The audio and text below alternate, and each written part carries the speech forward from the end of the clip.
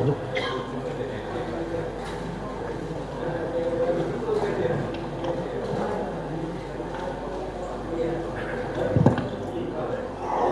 Ya, terima kasih.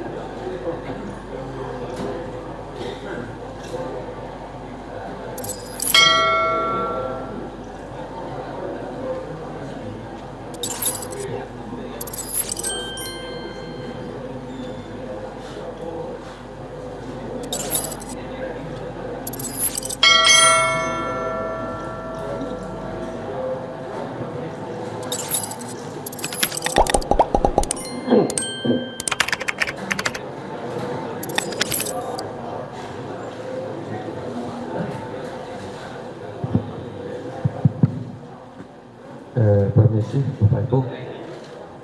Bismillahirrahmanirrahim. Assalamualaikum warahmatullahi wabarakatuh. Waalaikumsalam warahmatullahi wabarakatuh. Alhamdulillah. Alhamdulillahillazi ja'ala taqwa libasas salihin. Ahmaduhu subhanahu wa ta'ala hamda abdi mu'tarifin bisidqil yakin. Asyhadu an la ilaha illallah wahdahu la syarikalah wa asyhadu anna sayyidana Muhammadan abduhu wa rasuluh la nabiyya ba'dah. Yang sama-sama kita hormati penceramah kita pada pagi hari ini, yaitu Bapak Kiai Haji Susanto SHI, SAP, MSI. Yang kita hormati Ketua Masjid Al-Qohar, dan yang kami banggakan jemaah Masjid Al-Qohar. Mudah-mudahan di dalam masjid ini tempat yang baik, dan yang di dalam masjid ini juga termasuk hamba Allah yang terbaik, yang diridhokan oleh baginda Muhammad sallallahu alaihi wasallam. Salawat dan salam kita peruntukkan kepada junjungan kita Nabi Muhammad sallallahu alaihi wasallam. Mudah-mudahan Allah mengizinkan baginda Muhammad sallallahu alaihi wasallam memberikan kita syafaat di hari akhir nanti. Amin ya rabbal alamin. Bapak Ibu hadirin yang insyaallah dimuliakan oleh Allah Subhanahu wa taala, pada kesempatan ini kita hadir penceramah kita, yaitu Bapak Kiai Haji Susanto SHI, SAP, MSI. Kepada Bapak Kiai kami persilahkan. Assalamualaikum warahmatullahi wabarakatuh. Alhamdulillahilladzi anzalal qur'ana hudan linnasi ajma'in wa rahmatan wa shifaa'an lil mu'minin. Wassalatu wassalamu ala asyrafil anbiya'i wal mursalin Sayyidina Muhammadin khatamin nabiyyin wa ala alihi wa sahbihi ajma'in. Amma ba'du, yang kami hormati Ketua Masjid Al-Qohar beserta seluruh jajaran pengurusnya,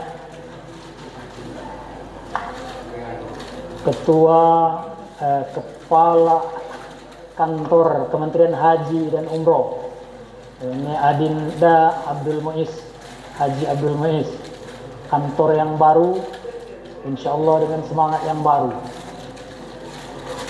Yang kami hormati para asatizah, para hujjaj, tokoh masyarakat, tokoh pemerintahan yang berkesempatan hadir pada pagi hari ini, yang semuanya insyaallah dalam naungan rahmat Allah Subhanahu wa ta'ala. Bapak Ibu yang kami muliakan, tak henti-hentinya kita panjatkan puji syukur kehadiran Allah atas berbagai macam nikmat yang dikaruniakannya kepada kita semua.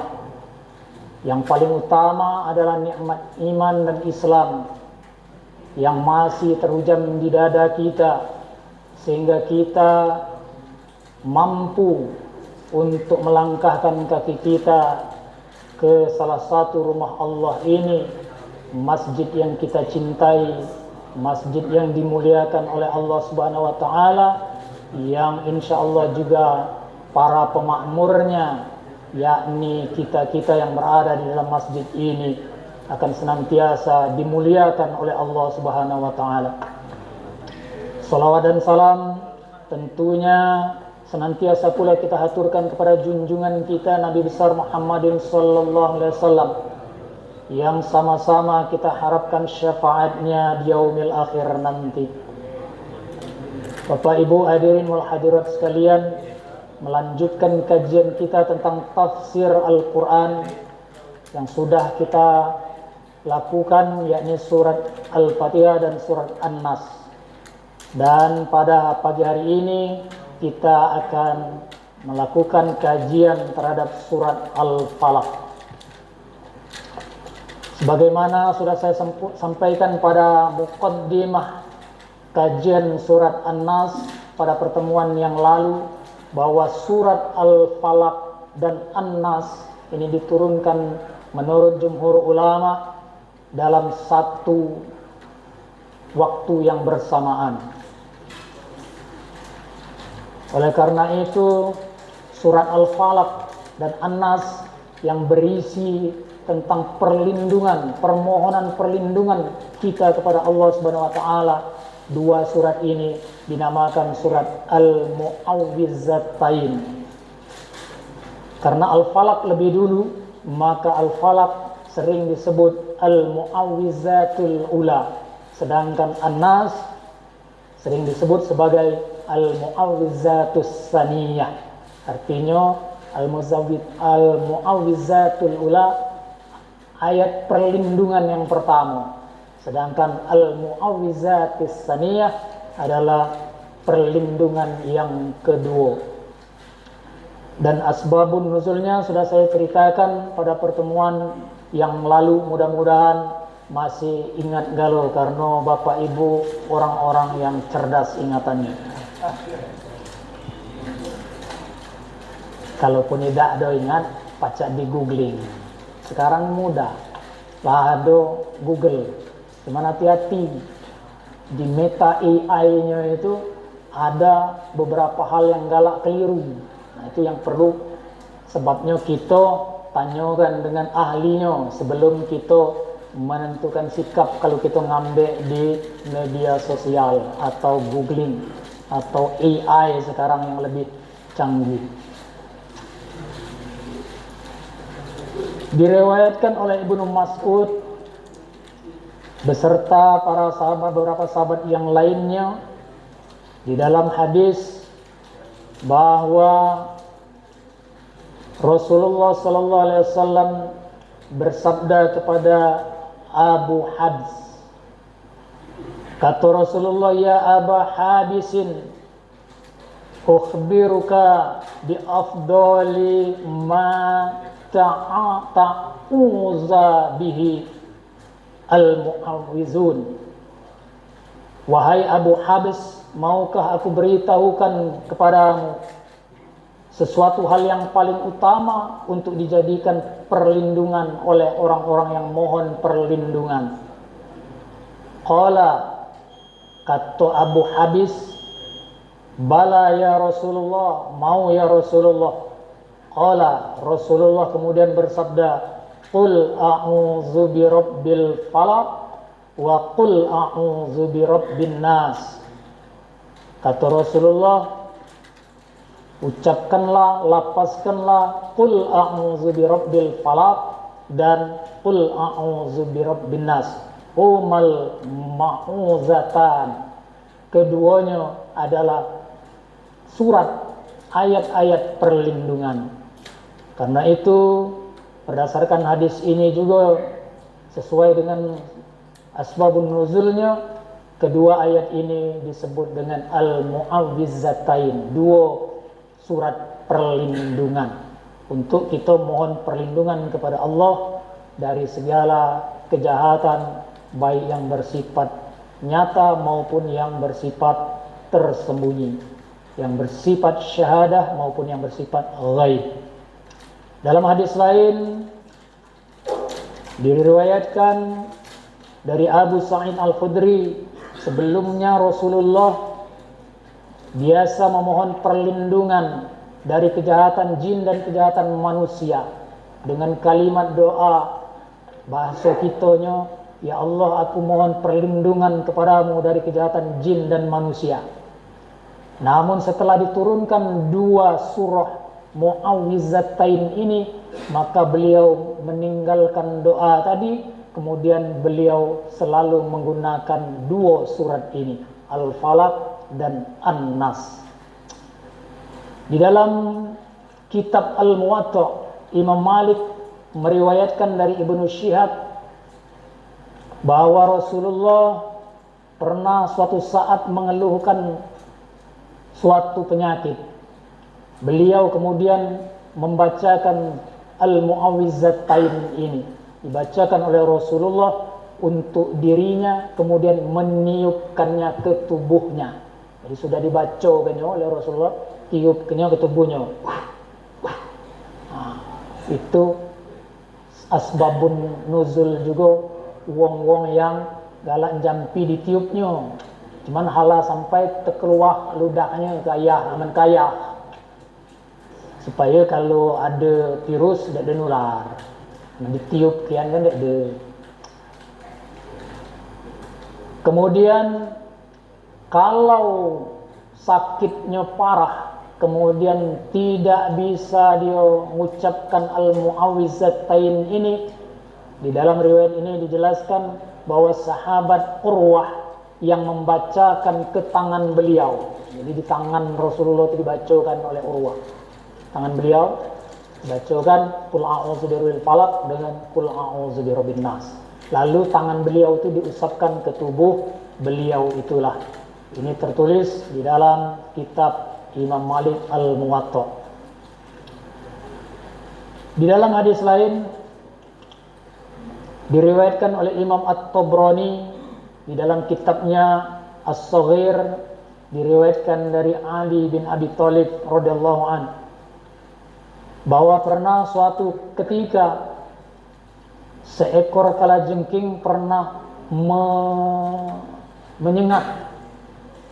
menyengat Rasulullah pada saat beliau sedang sholat. Jadi sedang sholat, digigitnya oleh kalajengking ini. Tanpa tahu Rasulullah, kalajengking ini diam-diam gigit kaki Rasulullah.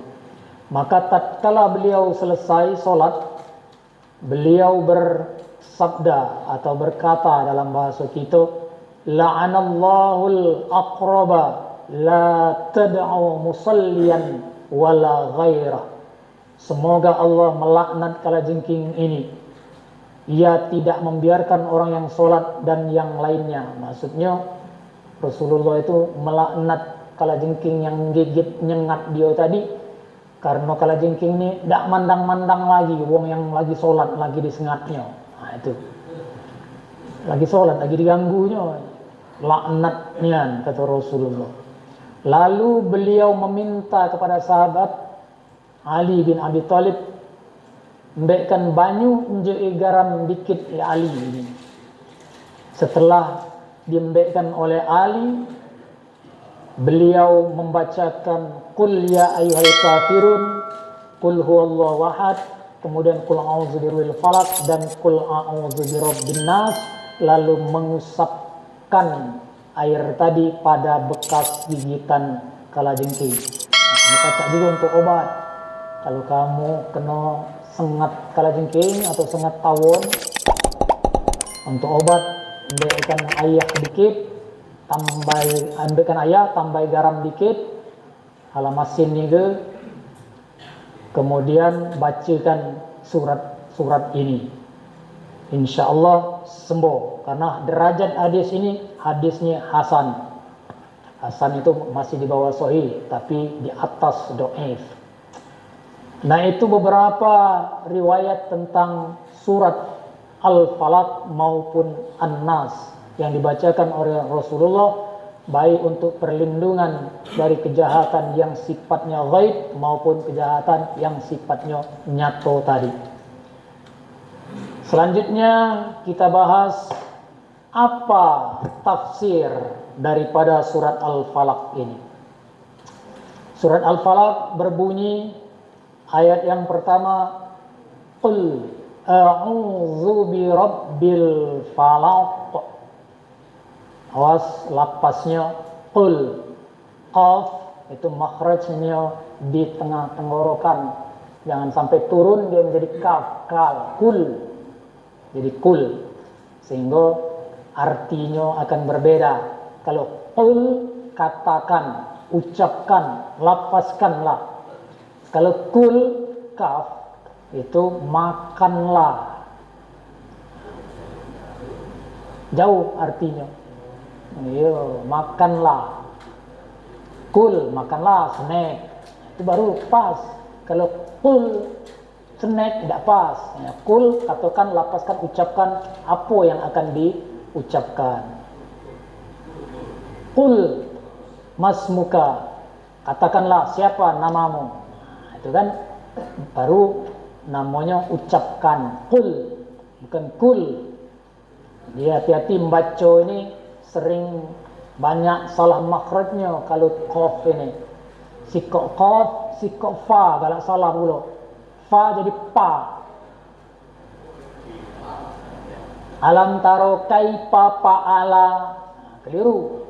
Alam taro kaifa fa'ala. Fa, ujung gigi pucuk. Fa itu bertemu dengan bibir bawah. Itu makhrajnya. Bukan bibir bertemu bibir. Kalau pa, bibir bertemu bibir. Sama dengan ba lagi. Nah, itu cuman kalau jemalah tua ompong gigi pucuk dia tahu itu. Positif dia tahu. Pak. Karena itu kalau jadi imam yang lah ompong, ala ada ayat yang dipakainya yang ada pa-nya. Cakah yang katik pa-nya supaya dia benar ucapannya. Dia meragukan kawan-kawan yang jadi makmum. Qul, katakan, ucapkanlah perintah fi'il amr. Dalam ilmu nahu, fi'il amr ini perintah kepada seorang, yakni kepada Nabi Muhammad sallallahu alaihi wasallam. A'udzu birabbil falaq.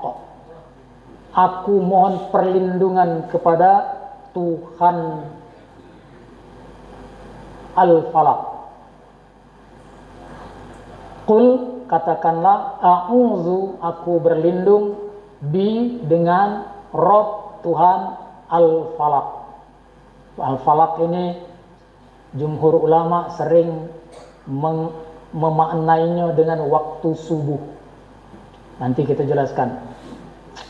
Mengenai qul a'udzu bi rabbi itu sudah kita jelaskan pada saat menjelaskan tafsir surat An-Nas. Jadi kita langsung ke Al-Falaq.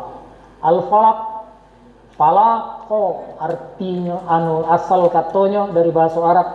Falaqo artinya menyingsing. Fajar, sinar waktu fajar, cuaca subuh. Bisa juga di dalam kamus ada artinya hukuman cambuk di kaki. Tidak ada di badan, di kaki. Atau berasal dari falaqo yufalliqu, artinya merobek atau membelah atau merenggangkan atau meretakkan, memecahkan, meledakkan, memporak-porandakan. Maka al-falaq itu isim. Isim itu kalau tata bahasa Indonesia kata benda. Kata benda, al-falaq. Artinya yang membelah malam dan siang. Berdasarkan terjemah secara bahasa tadi. Dari asal kata fiilnya tadi. Jadi al-falaq yang membelah malam dan siang. Apa yang membelah malam dan siang? Bisa jadi waktu subuh, bisa jadi waktu maghrib secara bahasanya. Tapi kebanyakan ulama lebih berat menitik beratkannya, artinya maknanya ke waktu subuhnya yang membelah malam dan siang. Malamnya tadi yang kita lewati, siangnya mulai subuh. Nah, makanya yang membelah malam dan siang itu lebih banyak ulama memaknainya waktu subuh. Walaupun ada sebagian juga yang memaknainya dua waktu itu, karena yang membelah malam dan siang itu ada di penghujung dua waktu itu. Bagi yang mengartikannya, memaknainya dengan yang membelah malam dan siang di waktu subuh, itu kapan waktunya? Kalau subuh sudah masuk waktu subuh, dia lebih terang dari terbitnya subuh. Artinya awal subuh itulah namanya al-falak. Sama dengan syuruk. Syuruk itu awal duha. Waktunya di waktu duha, tapi di awalnya itu syuruk. Nah, itu al-falak itu awalnya waktu subuh. Ketika fajar subuh itu sudah memancar. Itu namanya al-falak. Waktu yang membelah antara malam dan siang.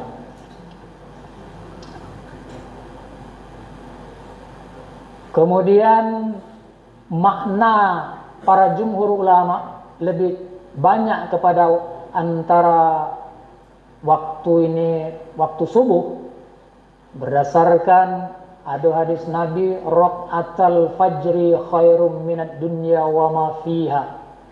2 rakaat salat fajar lebih baik dari dunia dan seisinya. Hadis riwayat Muslim nomor 725.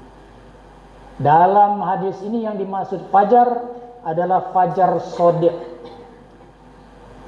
Yang secara astronomis, fajar shodiq ini merupakan hamburan cahaya matahari oleh partikel-partikel di udara yang melingkupi bumi.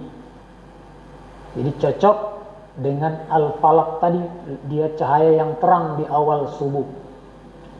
Sebagaimana juga dijelaskan di dalam Al-Quran, di dalam surat Al-Baqarah, ketika Allah menerangkan tentang ayat puasa, kata Allah, wa kulu washrabu hatta yatabayyana lakumul khaytul abyadu minal khaytil aswadi minal fajr. Makan dan minumlah kamu sampai nyata bagi kamu benang putih dari benang hitam di waktu fajar. Artinya kalau katik cahaya kita keluar ada benang putih dengan benang hitam sudah tampak jelas, maka itulah yang dinamakan masuknya waktu subuh tadi, fajar shodiq. Tapi secara fisika, itu secara astronomis, cahaya yang dipancarkannya tidak ada, hanya warna putih yang memancar. Itu secara ilmu fisika. Karena sumber cahaya itu dari matahari menurut ilmu fisika, yang menghamburkannya udara sehingga tampak bercahaya itu.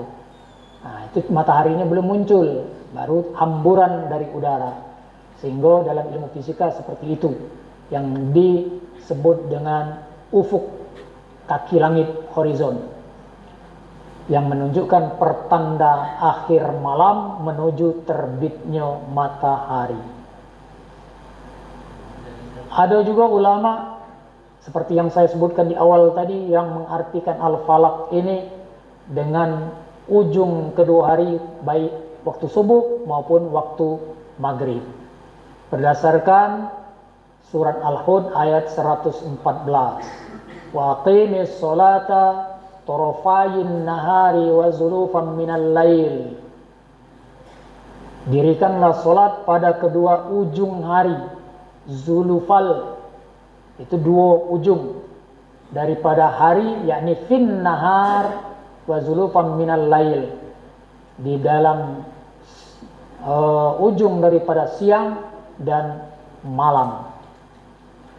Oleh karena itu kita juga bisa memaknainya al-falak itu ketika waktu subuh dan waktu maghrib. Walaupun jumhur ulama lebih banyak memaknainya dengan waktu maghrib. Mengapa jumhur ulama lebih banyak memaknainya dengan waktu maghrib? Waktu subuh. Nah, itu karena waktu subuh itu lebih kuat daripada waktu maghrib. Saya pernah dulu belajar tentang ilmu metafisika yang kalau zaman dulu dinamakan ilmu perdukunan. Rupanya perlu juga kita perlu belajar itu. Tapi bukan untuk kita amalkan, untuk kita ketahui baik apa yang ada di dalamnya. Kata mereka, para guru pedukunan ini, kekuatan yang paling kuat yang bisa melengahkan manusia adalah di waktu subuh dan di waktu maghrib. Buktinya, amin subuh behat nak bangun. Itu yang paling bukti nyata. Waktu subuh itulah kita terkelap tidur, ndak bangun. Nah, pada waktu itulah akal kita itu tertutup, sebagian dari jiwa kita itu hilang. Pada waktu itu ada kekosongan jiwa, sehingga di waktu itulah bisa masuk makhluk halus yang diperintahkan oleh sang dukunnya tadi, masuk ke dalam dirinya. Maka itu yang lebih kuat memang waktu subuh, serta waktu maghrib. Waktu maghrib ni galak kita lalai, masih dipanca kadang tu kan. Itulah zaman dulu ubak ke umak kita tu galak ngomongi kita, oh inilah para maghrib masuklah, kele ambek mai sumai. Sebenarnya dia tu cuman cara mak itu. Dan dalam hadis Rasulullah juga diterangkan bahwa kalau menjelang maghrib itu segera tutuplah pintu dan jendela. Disuruh tutup pintu dan jendela. Yang penting tentunya sholat. Itu yang paling penting. Kalau mbakku dulu, kalaupun ujinya ngan dek sholat, galak ngomongi ayu. Kalau ayu itu kan galak berhalangan, haid betina ni. Walaupun ngan dek sholat, tutup pintu jendela rapat-rapat, masuk duduk tak mantap di dalam rumah. Supaya katik gangguan tadi kelaman di luar rumah diganggu setan lewat, tarikkan mai sumai uji jema dulu tu. Pintu terbuka, badannya nian iblis galak masuk. Jangankan iblis, manusia kan galak masuk dia pintu tercangak kan. Caknya ngatik jemanya itu je. Laju kita ada kesempatan. Iblis tu mencari-cari kesempatan seperti itulah. Nah, itu makna al-falaq. Jadi bisa waktu subuh mohon perlindungan kepada Allah dari Tuhan, mohon perlindungan kepada Allah, mohon perlindungan kepada Tuhannya waktu subuh, serta waktunya waktu maghrib. Karena pada saat itu saat yang rentan terhadap segala macam hal yang negatif. Dan di dalam ilmu metafisika juga pada saat itulah kekuatan-kekuatan alam itu bersatu. Bahkan di dalam hadis juga, di dalam waktu subuh ini malaikat penjaga kita ini bergantian apel. Malaikat yang jago malam tadi menyerahkan catatannya, digantikan oleh yang jago siang. Pada saat itulah, karena itu Rasulullah di dalam hadis yang lainnya, Rasulullah sering beristighfar dan banyak-banyak bermunajat kepada Allah di waktu subuh. Dan pada saat itu malaikat naik yang jago malam tadi membawa catatannya, kemudian bergantian ngomong dengan malaikat yang penjaga yang kedua. Dia ini sepanjang malam mak ini ini. Catatannya dia ini nak laporkan kepada Allah, diterima oleh malaikat yang jaga siang. Ukinai kalau dia masih masih keadaannya pada itu malam idem masih ngekho tu lah aja, ngekho. Jadi ayat yang pertama, kita diperintahkan oleh Allah untuk mohon perlindungan kepada Tuhan yang menguasai waktu subuh atau yang menguasai dua penghujung waktu ini. Karena beliau Allah Subhanahu wa taala yang maha menguasai, tidak ada tempat berlindung kecuali kepada Allah. baik dari kejahatan yang tidak nyata maupun dari kejahatan yang nyata, dari kejahatan manusia yang kejingoan, makhluk yang kejingoan oleh kita. Ayat yang kedua, min syarri ma khalaq. Min dari syarri kejahatan, ma apa-apa, khalaqa. Khalaqa yang dia ciptakan. Apa yang dia ciptakan, yang Allah ciptakan adalah semua makhluknya, baik makhluk gaib maupun makhluk nyata. Itu ma khalaq, apa-apa yang Allah ciptakan. Jin, manusia, hewan, dan makhluk-makhluk lainnya. Jadi kita mohon perlindungan kepada Allah yang menguasai dua penghujung waktu ini dari kejahatan segala apa yang Allah ciptakan. Seluruhnya berarti di situ kita mohon perlindungan kepada Allah. Ayat yang ketiga, wa min syarri ghasiqin idza waqab. Wa dan min dari syarri kejahatan, ghasiqin malam yang gelap, idza saat waqaba telah gelap pekat. Ghasiqin itu ghasiqin artinya malam yang gelap, seperti terjadinya gerhana bulan dari terang menjadi gelap. Asal kata dari ghasaqo artinya senja, petang, menjelang malam, dan telah gelap, menjelang malam telah gelap. Sedangkan waqaba artinya telah benar-benar gelap, sempurna gelapnya atau tersembunyi. Dan kata waqaba ini hanya satu kali dalam Al-Quran menurut kitab Fathul Qorib ini yang ditulis oleh Imam Asy-Syaukani. Aku belum ngeceknya tadi sekali ini anak pedek deh, tapi aku yakin karena beliau hafiz Al-Quran dan hafiz ribuan hadis. Jadi kita yakini apa yang sudah ditulisnya. Sekali cuman ditulis. Artinya sesuatu yang istimewa, waqaba.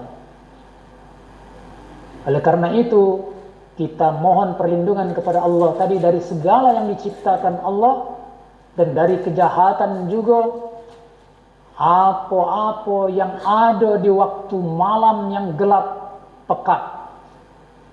Karena malam yang gelap pekat ini juga bisa dimaknai suatu malam yang penuh dengan kerahasiaan.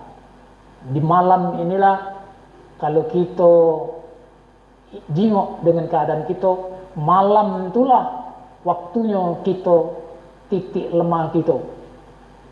Malam itulah mudah uang berbuat kejahatan karena uang lengah dengan waktu malam. Kalau siang masih uang nak berbuat kejahatan masih nginak-nginak kudai, ngintik-ngintik kudai. Kalau malam dia yakin kejahatan itu bisa dilakukannya pada saat manusia terlelap dari jagonya, dia tidur lelap, tak sadarkan dirinya. Karena itu Allah memerintahkan kita untuk minta perlindungan kepada Allah dari waktu malam yang gelap, yang penuh dengan rahasia yang tersembunyi di dalamnya. Ayat yang keempat, wa min syarrin nafasati fil 'uqad. Wa dari min wa dan min wa dari syarri kejahatan, an-nafasat itu wanita yang meniup-niup mantra, fi dalam al-uqad ikatan atau buhul.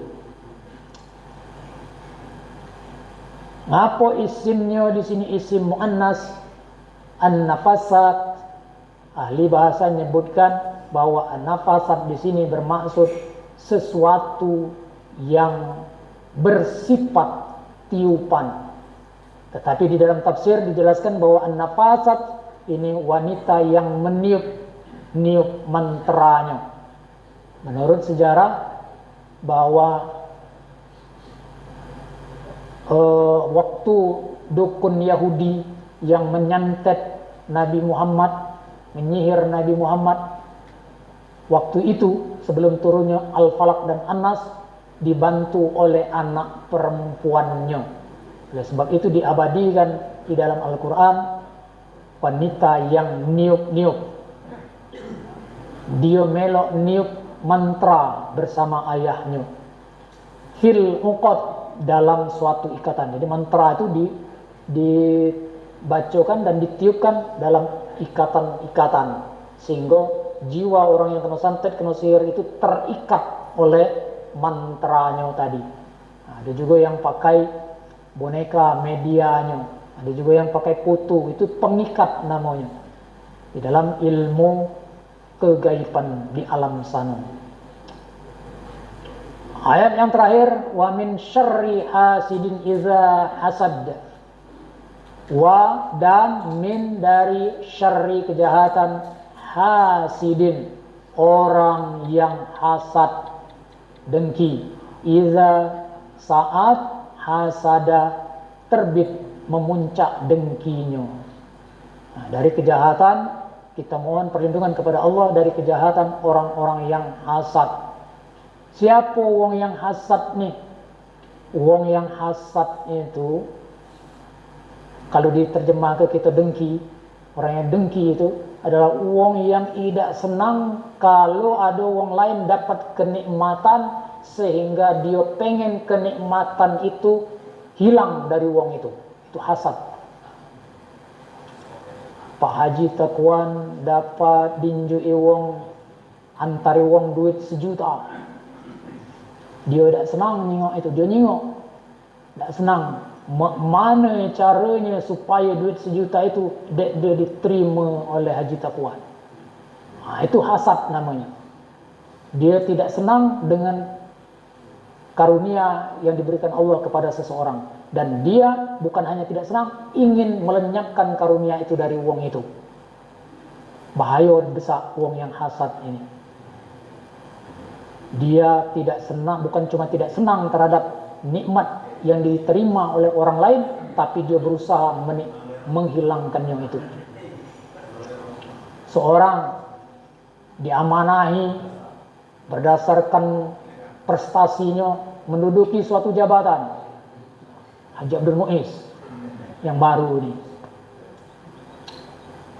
Kemudian ada yang hasad, uang ini tidak senang, Pak Muiz ini menduduki jabatan, mana caranya Pak Muiz ini lengit jabatannya, kalau pacak kaku.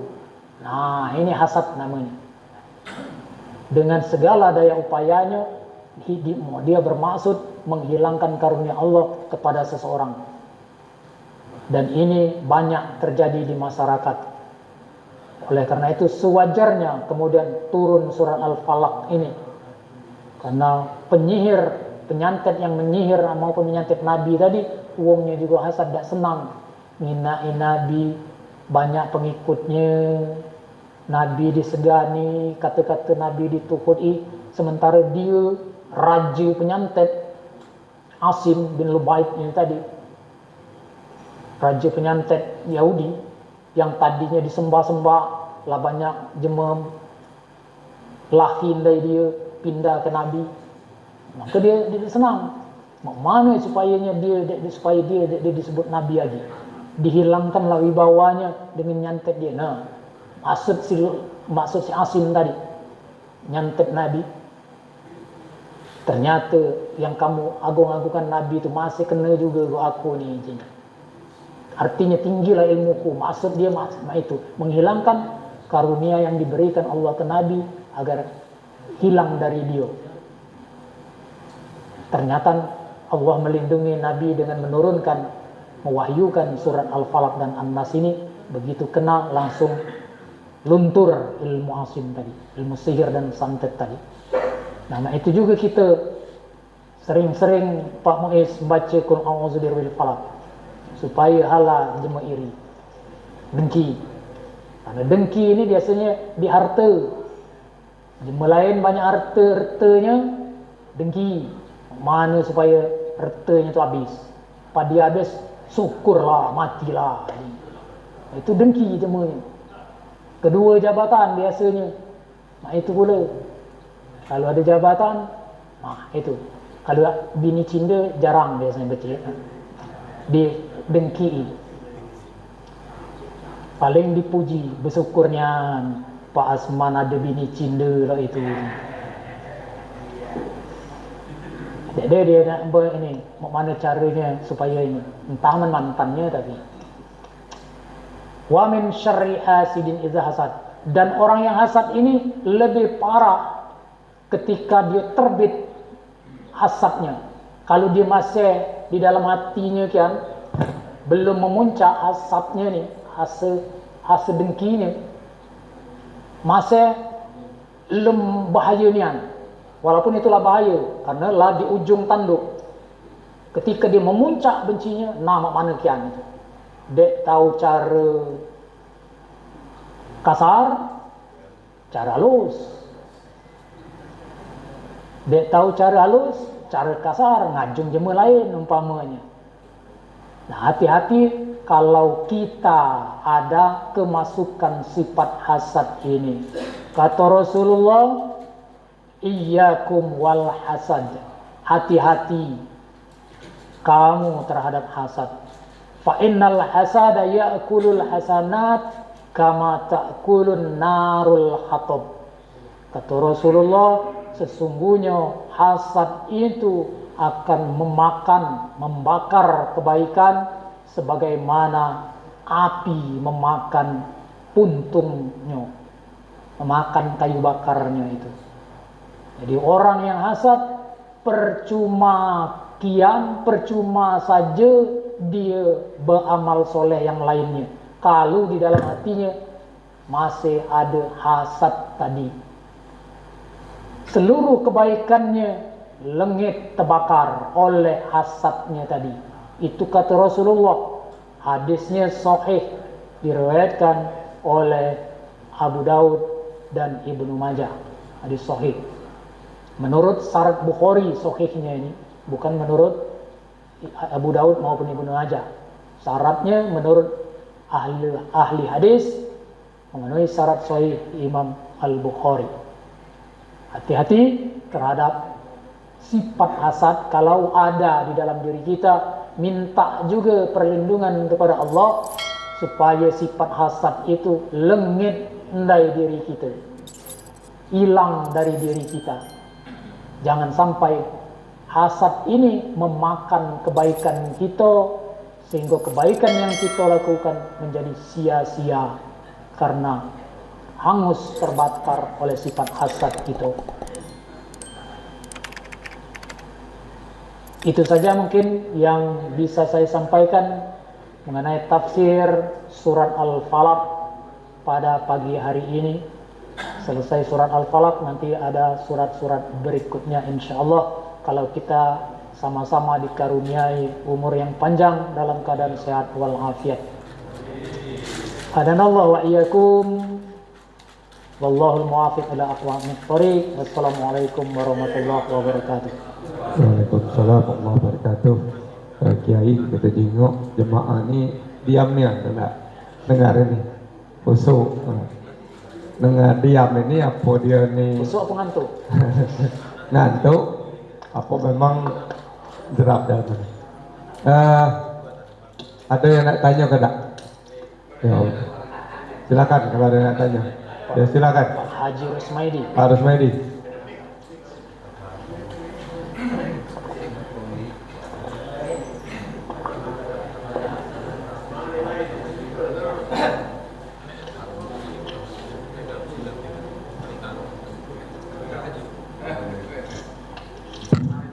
Baik, terima kasih. Assalamualaikum warahmatullahi wabarakatuh. Waalaikumsalam warahmatullahi Masalah penyakit yang datang dari makhluk atau berupa santet dan lain sebagainya. Karena saya ini pernah mengalami sendiri. Waktu di Bangka itu kan banyak orang yang diracun, bisa melalui media dan sebagainya. Kemudian ada juga yang bisa mengobati. Nah sekarang ini kan kita percaya bahwa di Al-Quran itu juga bisa jadi obat. Nah sementara kita kalau melihat seseorang itu bisa mengobati, kalau baru pertama kali kita tidak tahu mereka itu mengobati berdasarkan Al-Quran atau berdasarkan yang jampi-jampian tadi. Karena kita ketidaktahuan itu, kalau kita berobat dengan orang yang katakanlah berupa dukun yang tidak memakai syar'i, berarti kita bisa tersesat di situ. Nah kita bagaimana itu kira-kira mengantisipasi? Terima kasih. Jadi dia ini tidak tahu yang ditemuinya ini dukun apa kiai. Terima kasih pertanyaannya Pak Haji Rusmedi. Ya, kalau kita berobat ke dokter, lacengki dia tuh dokter, ada ijazahnya, ya dah, yakin gitu. Walaupun dokter juga banyak yang sering salah. Ya, dokter juga sekolahnya cak kita sekolah juga. Ada yang pintar, ada yang buyar. Masih naik kelas tadi, walaupun buyar lurus masih. Ya, cuman paling tidak dia sudah memenuhi standar minimal ilmu kedokterannya, jadilah memanglah dokternya, yakin dibuktikan oleh ijazah dan sekolahnya. Nah kalau dukunnya udah ngerti sekolahnya, udah ngerti ijazahnya, itu yang kita agak sulit. Nah ini perlu kita hati-hati. Kalau kita berobat, kita memang harus jingok dulu yang bersangkutan syirik apa tidak. Bagaimana mengetahui syirik apa tidaknya? Tentunya kita harus bertanya dulu dengan sekitarnya. Kalau jikawan sekitarnya, dia ni dek kala kok nak sembahyang ni. Cuma itulah banyak yang berobat. Nah, itu diragukan. Berarti dia tu ilmunya tu. Jangan berobat ke sana. Berarti kita kan lah tahu dia itu syirik. Masih nak kita ini kan, ibarat kita tahu barang ini haram, masih baik kita makan atau kita minum, seperti itu. Atau ada juga dia ini rajin ini sembahyang, ada yang dia tu rajin sembahyangnya tapi mantra yang digunakannya mengandung kesyirikan. Ada juga yang itu. Nah, kita juga sebelum berobat mestinya bertanya kudai, baik di masyarakat yang terdekat di sana. Kalau orang yang dekat dengan dia, insya Allah dia tahu. Atau dengan yang bersangkutan langsung marah dia. Caranya jangan bertanya apa dia yang kamu baca tu. Aku ni nak tahu, entah syirik, ngamuk dia kapaknya. Aku nak belajar. Caranya tu kan aku nak belajar. Aku nak belajar ke kamu, datang ke sini minta maafnya. Aku ni sering banyak masalah nak ini, jadi aku nak belajar. Kalau kian ilmu kamu tu bermanfaat ke aku. Dia bacaannya aman sakit ini, kita belajar ke sana. Undang rokok. Ayam hitam. Niat dia ayam hitam tadi bukan syirik, tapi bersedekah ke dia warna ayam hitam. Kan innamal a'malu binniyat. Nah, caranya mah itu. Kita ini kalau tergesa-gesa uji jema-jema ni, lah banyak jema berobat ke sana sembuh kali. Langsung kita, karena kita merasa panik. Oleh karena itu Allah juga nyuruh melalui Rasulullah, kalau kita menghadapi sesuatu jangan panik, sabar. Sebelum kita memutuskan untuk berbuat sesuatu, lebih baik berhati-hati, istikharah kudai.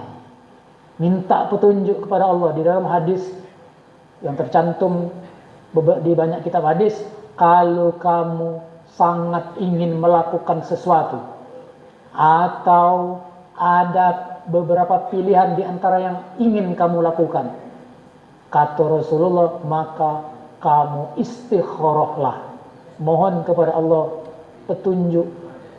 Ya Allah, aku ni nak mak ini.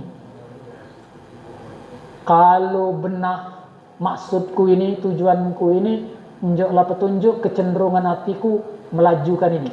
Aman dek unjukilah aku petunjuk juga supaya aku dek terlaju ke sana. Sudah tak? Berapa kali? Sekali. Belum tentu sekali itu datang petunjuk. Aman kita ni lah dekatnya dengan Allah mungkin. Tapi kalau kita biasa-biasa ni, nak 2-3 kali biasanya istikharah, pecahnya laju ni. Tapi hasilnya tak ada. Pecahnya laju, hasilnya tak ada. Nah itu istikharah. Jadi jalan syariatnya mencari informasi dari yang terdekat dengan yang bersangkutan, atau kita nian yang bertanya dengan cara yang bijak bertanyanya, minta. Sama kalau kita mengingatkan kiai itu ada juga yang salah. Aku ada juga yang salah. Cara mengingatkannya, "Oi kiai, salah kamu tuh." Dek itu. Kalau kita sudah belajar kitab At-Tibyan fi Adabi Hamalatil Quran atau kitab Al-Muallim wal Muta'allim, itu mana santunnya cara kita ke guru atau orang yang dimuliakan. Caranya bertanya, "Kiai, aku nak bertanya, kurang jelas aku tu tadi yang kamu terangkan tu mak ini." Supaya dia mungkin hilap, lupa apa yang dikatakannya tadi, bahwa itu keliru. Caranya bertanya mak itu. Itu cara mengingatkan kiai.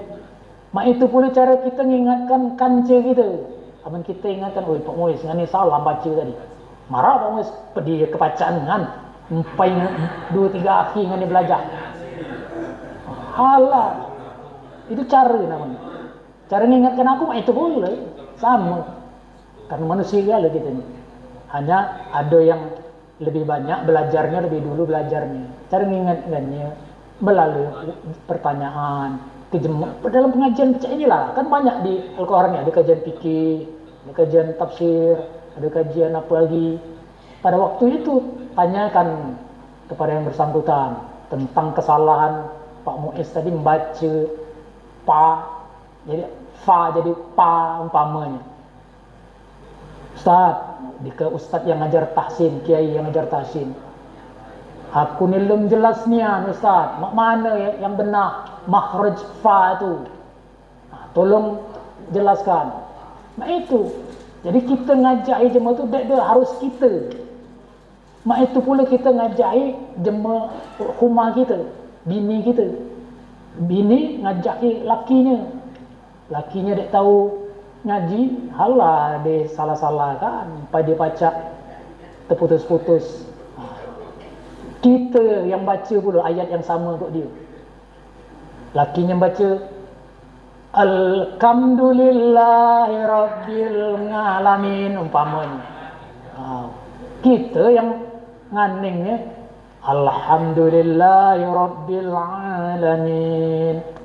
Ulangi itu. Itu sindiran namanya, cara ngajarkan.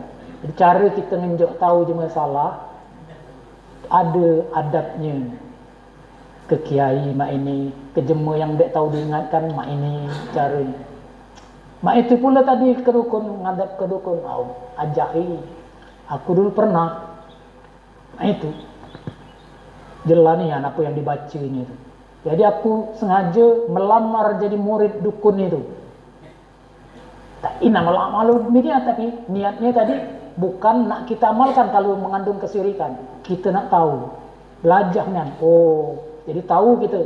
Berarti dia ini mantranya ada yang sirik. Halah dipakai yang siriknya tadi. Kalau dia mantranya atau ruqyahnya, bahasa Arab itu ruqyah. sebenarnya mantra juga itu, apa yang diucapkan. Mantranya syar'i baru kita ambil. Nah seperti itu. Nah itu kian kukira Pak Rusmedi, alat tergesa-gesa dengan kita berobat. Ada lagi? Silakan kalau habis ya. Mungkin cukup Ustaz. Bapak Ibu hadirin insyaallah dimuliakan oleh Allah Subhanahu wa taala. Mengingat jam mendekati jam 6, mungkin kita mau istirahat. Marilah kita sama-sama mengakhiri kegiatan kita pada pagi hari ini dengan sama-sama melapaskan hamdalah. Alhamdulillahirabbil alamin. Andai kata ada kata-kata kami kurang tertata, tutur kami kurang teratur, kami mohon maaf yang sebesar-besarnya. Kepada Allah kami mohon ampun. Kami akhiri dengan ucapan wabillahi taufiq wal hidayah. Wassalamualaikum warahmatullahi wabarakatuh. Ya Rabbi salli alaihi wasallim. Ya Rabbi salli ala Muhammad. Ya Rabbi salli alaihi wasallim. Ya Rabbi salli ala Muhammad. Ya Rabbi salli alaihi wasallim. Ya Rabbi salli ala Muhammad. Ya Rabbi salli alaihi wasallim. Kanjeng Nabi abtina deka ayunan ongku ngampong